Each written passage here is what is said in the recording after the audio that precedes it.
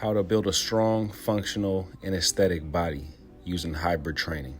This video is going to be an update for my current subscribers since I haven't made any content in a while, and it's also going to be an introduction for any of those of you who are new to the channel. So typically I'm not somebody who would make videos where I'm posing and flexing, but I do think it's important to show the details of what your training actually does for you. It's somewhat of a proof of work to show that I'm hitting all areas of my upper body. Now, my two primary forms of training is using calisthenics and also endurance training with running. But I do incorporate heavy compound lifts, and my training is seasonal. So there's a seasonal component to my hybrid approach to training. Sometimes I'm more heavy on the weights, sometimes I'm all calisthenics and running, sometimes I'm a mix of all three. I'm somebody that believes that training is pretty simple. It's not the easiest thing to do, but it is pretty simple. It's kind of like life. Life is pretty simple. We tend to be the people who overcomplicate things. Now, I'm not saying that life is an easy thing to do, because life always comes with its difficulties and its struggles, same as training. But the blueprint on how to live a good life is pretty simple. Same thing with the blueprint of training the body and staying functional. So you might be asking yourself, what are the key components to this blueprint of hybrid training? So like I said, in this video, we're going to be focusing on upper body movements. And one of the key components to hybrid training for me is overhead pressing. And my primary form of overhead pressing training is going to be in handstand push-ups. Every once in a while, I'll do some overhead press, but I think that doing handstand push-ups is far superior because it's going to give you more stability, and it's also going to give you more core control. Now, if you can't do handstand push-ups freestanding or on parallettes, then definitely use the wall. That's how I started. That's how most people start doing handstand push-ups. Now, even though I'm somebody who would never put one movement over all other movements when it comes down to training, if I had to put one movement as, whatever the holy grail movement of training, I would probably say it would be pull-ups. And the reason why I think pull-ups are so important is because there is no other movement out there that can develop your back like a pull-up can, especially when you start making the movement more explosive, or especially when you start adding more weight to the pull-ups, like doing weighted pull-ups, or if you're doing muscle-ups, or even if you're doing something like weighted muscle-ups. Those vertical pulling movements are going to give you a defined back. They're going to develop your core. They're going to develop your shoulders. They're going to develop your arms. Pull-ups really are a superior way of training. And you can see that because it's not only gymnasts and calisthenics athletes that use these vertical pulling movements to train. Also, bodybuilders use these movements to train. All different types of athletes incorporate pull-ups into their training. Of course, with all these pulling movements, there's going to be progressions, there's going to be regressions. You can use band assistance, you can use your body weight, you can add weight, or you can do more explosive movements like a muscle-up. Now, when it comes down to your classic pushing movements, for me personally, I don't think that there's anything out there that's better than a weighted dip. And I think the proof is in the pudding. When you go to your typical gym, you're going to see a ton of guys fighting over the bench press. And most of these guys, probably 90% of these guys, are going to be looking dead average.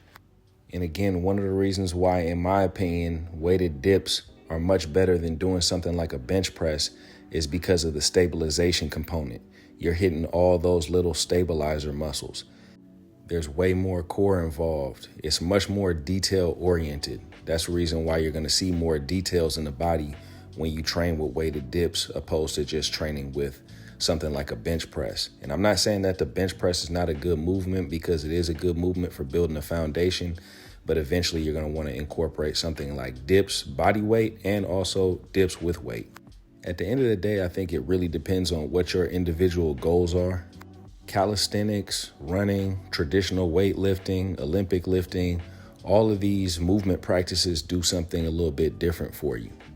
If you're looking to build lean muscle, maybe get cut up and have more of a detailed physique, I would say calisthenics is probably your choice. If you're looking to put on pure size, then traditional weightlifting, powerlifting, Olympic lifting, those might be a better option. If you're looking to do a little bit of both, I definitely would recommend doing the weighted calisthenics.